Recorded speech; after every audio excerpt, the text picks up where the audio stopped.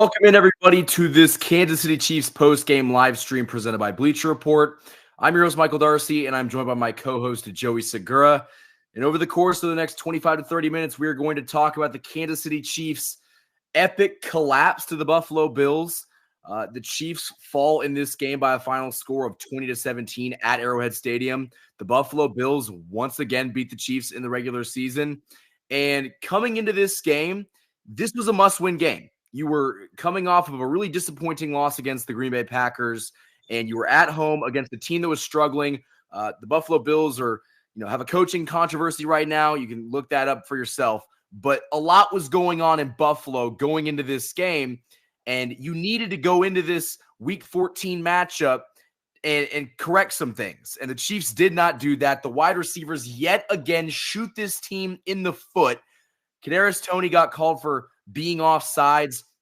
On that same play that he was called for being offsides, Travis Kelce caught the ball downfield and was able to turn around and just throw an absolute dart to Toney, who got into the end zone for a touchdown. Obviously, that got negated because he was offsides, but it wasn't just Toney. Rashee Rice had a fumble. The receivers had drops. And again, offense was not good enough to win this game. 17 points at home is not good enough to cut it. Your defense did their job once again, and the offense, like they've done time after time after time, failed this team. Yeah, and it can't be overstated enough. The defense is for real. The defense has carried this team. There's no way around it.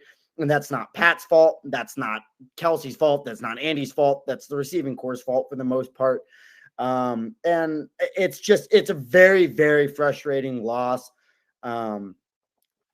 This might be a cold take from me. I know a lot of Chiefs fans will probably disagree with it. And the wide receiver corps really struggled today. Don't get me wrong. But compared to the last couple of weeks we've seen, I think they played relatively better as a whole team, not just the wide receivers. The offense really after that first quarter was pretty solid through the second and third and really just up until the beginning of the fourth when they started to struggle again. But I mean, it's so frustrating to watch this because it's self-inflicted wounds. You win that football game most likely if you're not offsides. We had where Pat was able to bail us out where we went from, it was either going to be 2nd and 3 or something to 1st and 25 when we had those back-to-back holding and then a false start. And it's killer. I mean, it's just, it sucks. And when you're watching it, it's the worst possible thing to watch because we're so accustomed to having Andy Reid, to having Patrick Mahomes in this flawless offense. And at some point, tempers are going to boil over. And I give credit to Mahomes and I give credit to Kelce and Reid. And I'm not trying to single them out because obviously they make mistakes. Mahomes threw a terrible pick to begin the game. But for the most part, this is not their fault, guys. This is not their fault. So at the end of this game, when you saw him just lose it on the referees, to be honest, I don't know what he was complaining about at the end on the referees. I think that was more or less just the extreme frustration boiling over from his teammates letting him down. And Pat is a great leader. He's never going to come out and just say, oh, yeah, MVS let me down. Toney let me down. You don't do that if you're a good leader, and he won't do that. But you can see these tensions building. You can just feel it, and you can see it on the on-field product right now as well, too.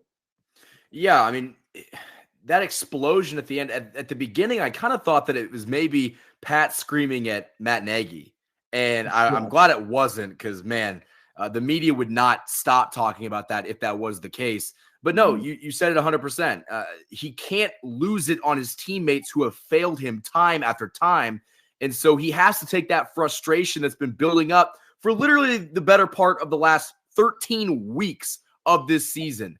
So, yeah, I understand why he's frustrated. And Patrick Mahomes, I don't think was the problem in this game. The wide receivers just weren't good enough. They haven't been good enough all year.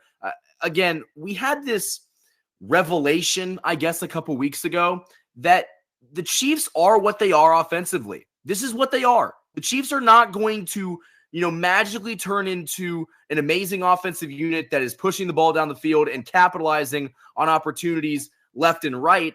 And that was the problem. The Chiefs had to settle for punting the football too many times in this game where, man, if they were just able to stay on the football field and move the chains once. Who knows how much to the clock that burns, and who knows what happens after that. In the fourth quarter, the Chiefs defense stepped up big after a punt. Buffalo had a punt because it was like 4th and 38. The Chiefs offense took the field and they went 3 and out. They didn't move the chains. It took like a minute or something off the clock. That is a complete waste of an offensive possession.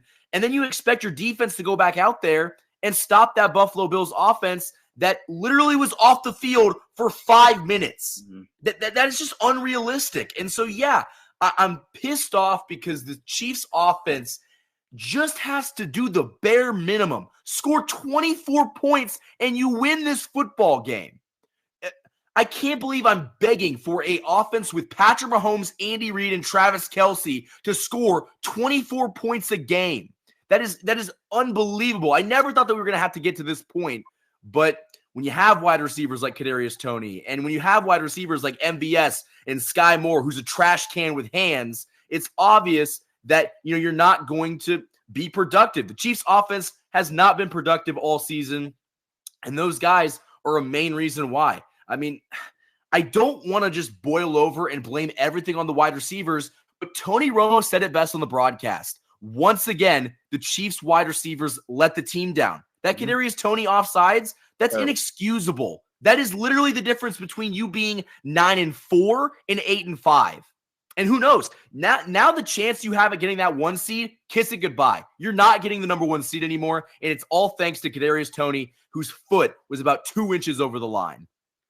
Yeah, I mean, I completely agree with the frustration that I think all of Chiefs Kingdom is kind of feeling right now. I think it's just at this point, it's almost, and I know we sound like spoiled Chiefs fans. Let's get that straight. You know what I mean? So, but still, it's all relative to your situation. Our situation is that we should win a Super Bowl or be in a Super Bowl, have a chance to go to one every single year. The division's a threat now. We have a game lead in the division right now. The division is no longer just a guaranteed thing now. You've played that in, this is what you've done. The Chiefs have allowed Denver to catch up to us.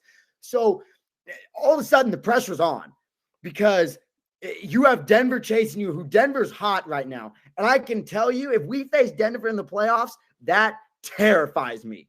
That is absolutely terrifying if we would have to play Denver. Now, I will say this. I know Matt Nagy has struggled. I think he could be better. But I made this comparison last time to my Kansas City fans out there. What was Ned Yost supposed to do with the Royals bullpen in 2019?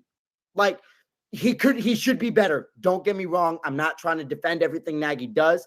I think he can have better play calling. I think he can improve on situational things. But at the same time, he's got nothing but C-level wide receivers to throw to. So, and at the end of the day, if anybody really thinks that Matt Nagy's the one calling these play calls in clutch moments, that's just not the case. Andy Reid has 51%. The entire team has always said that. Everybody's echoed that Andy Reid has done it. So at the same time, if we're going to blame Matt Nagy, we need to put some blame on Andy Reid too, because Andy Reid is the one who is mainly okaying a lot of these plays. Now, this wide receiver unit is just so frustrating to watch. For every good thing Kadarius Toney does, he does 2 negative things. He had the drop right at the beginning of the game pretty early, but he kind of redeemed himself a little bit right after that. They used him as a little bit of the gadget guy, and he was able to get some yardage, nothing crazy, obviously nothing really that impressive, but he was at least serviceable. And then he blew it all at the end with that offsides there. Rashee Rice, I don't want to get on him too much because he's been the only wide receiver that has shown up every single week so far. Yes. And has been a consistently reliable talent for Mahomes to throw to. And that's as a rookie. So I don't want to get on Rashee too much for that. He was trying. And you can't get on Rashee Rice. Absolutely not. And so it's all frustrating because it feels like things are hitting a boiling point, and Kansas City can keep echoing. And I understand that's just from a PR perspective and a media perspective that they're never going to come out and blatantly say, oh yeah, the sirens are going off inside of the facility here. Or we're starting to get worried. You're never going to do that. And I know Mahomes has said, I was a part of a 6-4 team that went on to win the Super Bowl. And that's very true. But there's a different circumstances. This team's been mainly healthy. The only real injuries have been on the defensive side of the ball, and the defense hasn't lost a step. This offense is just not there. The receivers are not there. And if you have solid receivers, man, you might only have 2 losses right now. I don't know that you lose tonight. You probably don't lose to Detroit. You don't lose to Green Bay. I mean, that's just, and I don't want to play this hypothetical game because coulda, shoulda, woulda at the end of the day. Yeah. So very frustrating. I can't echo it. It's just been the same thing week in and week out. And it feels like we're getting our hopes up for it to just be the same end result every single week. It's just, in years past, Andy Reid teams have struggled with something, whether it was turning the ball over, being, victims of committing costly penalties, doing something that hurt them. And even last year, the Chiefs had a negative turnover differential, and somehow, some way, they overcame all of that to win the Super Bowl. This year, with a wide receiver core that has been anything but reliable or consistent, the negative turnover differential, which is now -7, is the worst in Andy Reid's tenure with the Chiefs. The penalties are really adding up. The Chiefs are digging themselves into a hole, and they no longer have the talent to dig themselves out of that hole. And that's why when the Chiefs get in even second and long situations, I almost mail it in. I really do, because the Chiefs have not shown that they are good enough in those situations to convert. And I think that these stats are very telling. The Chiefs had more passing first downs than Buffalo. They had more total yards than Buffalo. Buffalo had more total drives, but the Chiefs averaged more yards per play, more passing yards. Mahomes had more completions than Josh Allen. The Chiefs averaged more yards per pass. Buffalo was better rushing the ball, but the Chiefs didn't not rush the ball well. But, you get to turnovers. Buffalo had 1 turnover. The Chiefs had 2. And when you get towards the end of the regular season and in the playoffs, the turnover battle is huge, and it's a game of inches in the NFL. And when your wide receiver core is as bad as it is, and it's costing this team games, you literally are cutting your margin for error in half, and the margin for error isn't big to begin with. So when the Chiefs are doing all this stuff to hurt themselves, you just can't overcome it with the talent that you currently have. And so, yeah, I definitely agree that if the Chiefs had, 1 or 2 wide receivers that, even were 700-800 yard receivers, this team would have 2 losses right now. And it would be clear-cut the best team in the AFC. And I know that a point that a lot of teams around the NFL like to try to make is that the Chiefs' kingdom is spoiled. And listen, we are. We are blessed to be, fans of Patrick Mahomes and Andy Reid, and a team that has gone to 3 Super Bowls in the last 5 years and won 2 of them. I fully understand that. But in a year that you seemingly had a lot of stuff go in your favor, your defense is better than it's ever been. You got Patrick Mahomes, who's coming off of a Super Bowl win, and, he's in the prime of his career. And the thing that's letting him down is his wide receivers. And it's because you neglected to give him talent. Like that's the tough pill to swallow. That's why it's so frustrating, because it feels like you're wasting a year of Patrick Mahomes' prime. And who knows? The defense is not going to have all these pieces next year. Chris Jones might be gone. You can't bring back both Willie Gay and L'Jarius Sneed. Trent McDuffie, who's looking like an all-pro cornerback right now, he's still on his rookie contract. But guess what? He's going to demand a pretty penny once free agency comes around, when he's up for it in a couple of years from now. So you don't know what the future looks like, and it would just be really frustrating if the Chiefs in this year squandered an opportunity to go back to a Super Bowl in a year where there's so many injuries in the AFC, and there's so many injuries, and you just need a solid wide receiver, and that could be the difference maker from winning a championship. Yeah, I couldn't agree more. And that's actually the next thing I was going to talk about, was the way the football salary cap is set up. It is very, very rare for you to be great on both sides of the football. It doesn't happen very often. And if it does, normally it's a team like the Eagles is kind of like an outlier. A team like the Niners, it can happen, but look at their quarterback. Are you going to trust Brock Purdy to outplay Jalen Hurts in a real, clutch moment playoff game? So a lot of times those teams don't have a great quarterback. We're at this point where next year, and I don't mean to be pessimistic, very, very likely Chris Jones is gone. He's not coming back. They can't afford him. Snead, he's out of our price range. He's gone. You're probably going to be able to retain Willie Gay. That's probably going to be the key defensive piece coming back. You're going to have to go all out for a wide receiver. And you can't just draft one. I almost think we're to a point where you need to almost come away with one of the top 3 in this free agency class, either Higgins, Pittman, or Mike Evans. And also, there's nothing to back this up. The only reason I say this is I think you can see the frustration in Kelsey's face. I know he had that interview with the Wall Street Journal a week or 2 ago where he kind of touched on retirement, and he never has before. Kelsey's in a situation now, too, where I could absolutely see Kelsey after this season say, if we don't get enough wide receiver help, saying, I'm not coming back and putting my body through this again. I've got 2 rings. I'm maybe the greatest tight end to ever play this game. I think there's a risk you lose Travis Kelce to retirement potentially. Yeah. So now the pressure's on Brett Veach. And I people that trash Brett Veach too much, you need to give him leeway. What I understand, I'm with you guys. We all agree we need a better wide receiver core. But at the same time, he's done everything else great. You know what I mean? And now, like you said, it's a huge, it's going to suck. And anytime you lose, those stick out more than the winning seasons, to be honest with you. So this could be one where when Patrick Mahomes' career in Kansas City is all said and done, that we look back on it, we're like, dang, even if he wins 1 or 2 more, or even more than that, or if he doesn't win again, it could just be like, man, that's a season you should have won a world championship and you should have brought it home.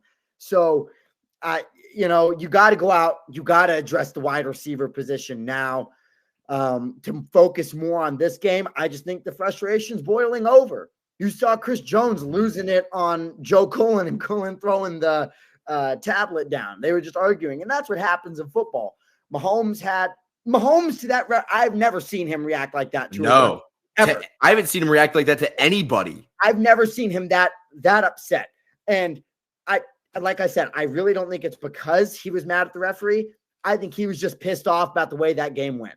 I think he was just upset because that should have been the game-winning touchdown, and Kadarius Toney blew it. And this locker room, I don't know if you saw Marquez Valdes-Scantling's interview from earlier this week. I mean, that to me, that's all you kind of needed to see to feel out this wide receiver room. Sky Moore shouldn't be back next year. Kadarius Toney shouldn't be back next year. MVS shouldn't be back next year. You're going to have to rebuild that. It's going to have to be an offensive line level rebuilding at the wide receiver position this offseason. And if you don't, I don't know what you do, because next year, this defense won't be this good, man. No. This defense next year, and maybe I'm wrong about it. We obviously don't know the signings they're going to make. But if you take Chris Jones out and you take Snead out, this defense probably isn't good enough to win you these football games like they've won us before, because the offense sucks. So, and I agree with this comment here. The wide receivers to me aren't taking enough accountability. Some of them are. I think Rashee Rice has. I think Toney has here and there, even though he's really struggled. I do think Toney has a little bit. But like MVS, you're getting paid $11 million, and he was deserving of it. I'm not, saying anything about his character or anything like that. Just as a pure football player, we're paying you $11 million to do what? Mm-hmm. Run around, clearly. Yeah. Here's the thing, man, and I want to state this because I think it's important, because there's a lot of Chiefs fans that when there's an area of the team that isn't performing well, the first thing they do is attack Brett Veach. And yes, you can be frustrated with Brett Veach because he's missed on some draft picks in the wide receiver core. And even this season, trading for wide receiver Mecole Hardman, who you could have had for like pennies on the dollar, giving up a draft asset to bring a guy back that you had on your team, it's dumb. It looked really bad, and he's injured now. So that, I understand the frustration, but to defend Brett Veach here for a minute, the Chiefs lost Tyreek Hill last season and went out and won the Super Bowl with this wide receiver core. They drafted a guy in the second round by the name of Rashee Rice, who, by all accounts, looks pretty freaking good this year. So I think that, he went into this season thinking, all right, I'm coming in with, Patrick Mahomes and Travis Kelce and a wide receiver core that is coming off of a Super Bowl win. And what's happened is you've had wide receivers, specifically MVS and Kadarius Toney, that have significantly regressed. they have gotten worse. They've gotten really, really worse. And it's made this unit completely collapse. Sky Moore was not good last year. He hasn't been good this year. But MVS and Kadarius Toney not showing up this season is why this unit is so bad. And I think that Brett Veach expected more. He expected growth. And simply put, the Chiefs wide receiver core has not grown in any way whatsoever. They haven't even stayed the same. They've gotten significantly worse. And so I think that, if I'm Brett Veach, I'm saying, hey, guys, I thought this unit was going to stay the same at the very least, and they have not done that. So, yeah, it's frustrating. The wide receivers have been bad, and Brett Veach has done some, questionable things in the draft trying to fix those needs. But on the bright side, Rashee Rice looks pretty good. I mean, for a rookie doing this in an Andy Reid system, I think that's a great sign of things to come. And I don't want to completely shift the topic of the rest of the season to what are the Chiefs going to do in the offseason? Because I think it's a really bad way to look at it because they're still 8-5. They're still at the top of the AFC West. Once you get in the dance with the way the AFC has been this year, anything is possible. But I think if you look at it, the glaring sirens that's going off right now is that the Chiefs have shown no signs of improvement all year long. And I think that, for a long time, both Joey and I were on the side of, okay, the offense is going to figure it out. And, they're going to get back to maybe not the old offense, but they'll get back to putting up like 25 to 27 points a game. And they just have not been able to do that. And so I think that right now, this is what they are. This is what they're going to be. But, crazy stuff happens, man. A New York Giants team a long time ago led by Eli Manning that just wasn't very good in the regular season somehow found a way to win the Super Bowl. So anything is possible with Patrick Mahomes. Maybe something changes, but I think that why we're so frustrated right now is it's almost like watching the slow burn, like a slow torture. You know how this season's going to end if this team plays like this. It's going to be painful. It's going to come down to the end. And in a 2-minute drill, when you need your offense to score, you're going to see a lot of drops. You're going to see some miscues, and you're going to see penalties. And the Chiefs season is going to be a microcosm of what it's been this entire season. It's going to end. Yeah, and I wanted to add this because I just saw this. So in the post-game interviews, Andy Reid basically only talked for about 3 minutes. He was very clearly not in the mood to be on the podium. But on the Kadarius Toney offsides, he said, quote, "Usually I get a warning before something like that happens. It's a bit embarrassing in the National Football League for that to take place. I've been in the league for a long time, haven't had one like that," end quote, is kind of what he said. So regardless, I understand why he'd be upset, but at the same time, and when I say this, like I said, because I have to set up everything I'm going to say, because otherwise I think Chiefs fans could get upset. Andy Reid's a great coach, but this team's been very undisciplined all year. If this was like a one-off penalty this whole game, I would be a little bit more understanding. They shot themselves in the foot all day with penalties. They've done it all season. So I get it. You probably are upset. The referees didn't say something or, give you the heads up like he wanted. But you've created this undisciplined wide receiver core. And so is our wide receivers coach. And so it's just really frustrating to watch. Like you said, it feels like in this season, it's going to come down to how we know it's going to play out. They're going to get into a close playoff game, probably on the road in the either divisional or the AFC championship game. And they're going to melt down because of the receivers. I mean, you should have beat Philadelphia if MVS catches a football. Should have won today if Toney's not offsides. Should have won against Detroit if Toney catches a football. So it's at this point where it's like, man, it's just all season. It's infuriating. I can't tell you how upset I was right after this game ended. At the end of the day too, the only thing that I kind of will use to comfort myself is listen, man, this is the best league on the planet. It's hard to win in this sport. Not every year is going to be your year. And that's just the way it is. It's extremely frustrating. Like we've said 1,000 times, especially in a year where you feel like the AFC is up for grabs. You have the best defense, statistically, one of the best defenses Kansas City's had in the last 30 years, period. It's frustrating, but that's just kind of the way this league goes. The Patriots had almost a decade in between their real, kind of two separate dynasties, really, if you want to look at it that way. So I mean, that's just me coping. That is what it is. I won't lie to you. That's just me sitting here trying to make myself feel better and trying to make Chiefs Kingdom feel a little bit better about it. But it's very frustrating because it's not like we're getting outplayed. We're just losing the football games. I mean, it's just shooting yourselves in the foot. If the Bills came out here and they routed us, or if the Bills really truly outplayed us in a close game, I'd say otherwise. But Kansas City had every reason to win this football game. And you know what, too? You got to give credit to Buffalo. They played good. They played with their season on the line, essentially. Because if they lost today, I can't remember what the exact record, their AFC record would fall to. So I don't want to give a number that's incorrect. But if they lost today, the record that they would have held against AFC teams would have really made it tough for them to have made the playoffs. So you were kind of playing a Buffalo team that was coming in here and essentially playing for their season. So, and I don't want to question these guys, the Kansas City's work ethic. I think they play hard. I think they're there, working hard to right the ship. And I believe that. But Buffalo just had more energy. And that's what it's felt like every week. Green Bay felt like they had more energy than we did last week.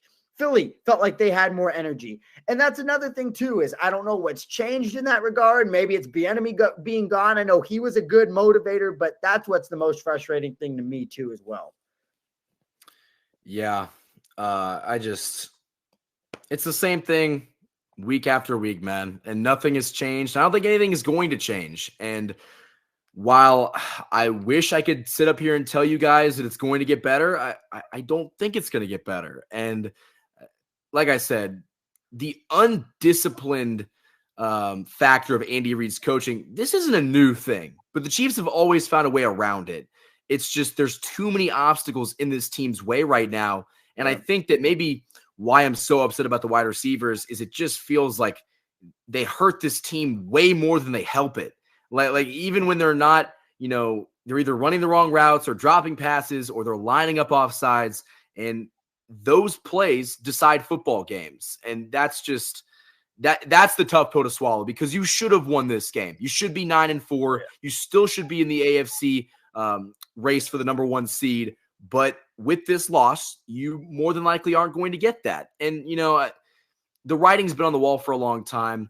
And this feels eerily similar to the 2021 season where the Chiefs were in the driver's seat. All they had to do was take care of business, and they just kind of crapped down their pants, and they lost to the Bengals, and they just didn't look very good, and they choked away that number 1 seed. This is more of a collapse. The Chiefs are collapsing in front of our very eyes right now. And I do think, you can kind of see it in Mahomes, the way that this game ended and the frustration that violently was shown on TV, how he was, reacting to the refs. That reaction to the refs was what he wishes he could tell his wide receivers, what he wishes he could probably tell his OC, and what he wishes he could probably tell head coach Andy Reid. But he's a leader. He's not going to do that.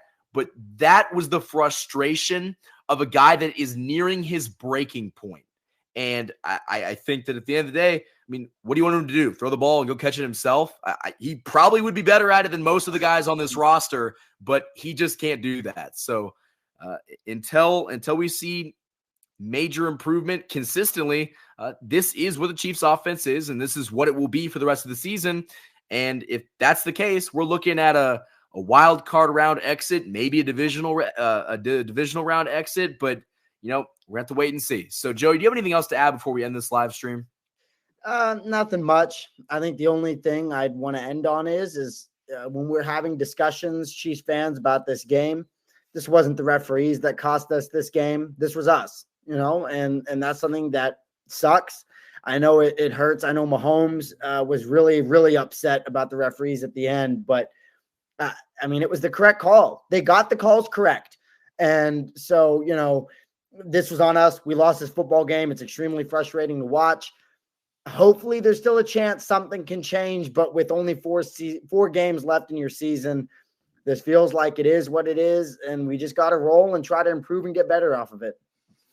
Yeah. Only time will tell. Maybe something can miraculously change. And once the Chiefs get into the playoffs, maybe they're a different football team, but it just seems like with all the costly mistakes, the mental errors, the wide receiver problems that have been the biggest issue for this team for the last 14 weeks, it doesn't seem like that issue is just going to get solved overnight. So Again, the Chiefs lose a heartbreaker. They collapse at home to the Buffalo Bills, losing this game by a final score of 20-17. Hopefully they can turn it around, but it's a tough time to be a Chiefs fan right now. So for Michael Darcy and Joey Segura, thank you for watching this Kansas City Chiefs post-game live stream presented by Bleacher Report.